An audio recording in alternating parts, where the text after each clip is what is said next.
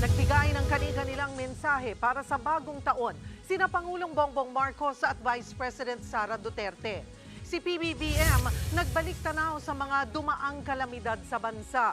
Pinaalala niya ang katatagan ng mga Pinoy sa pagharap sa iba't ibang pagsubok sa pamamagitan ng pagkakaisa at pagpupursigi. Si VP Sara naman, binigyan diin ang mga pagsubok na pinagdaanan ng mga Pilipino sa nakaraang taon. Nagpasalamat din ang bise sa walang sawang pagmamahal sa bayan na ipinamalas ng mga Pinoy.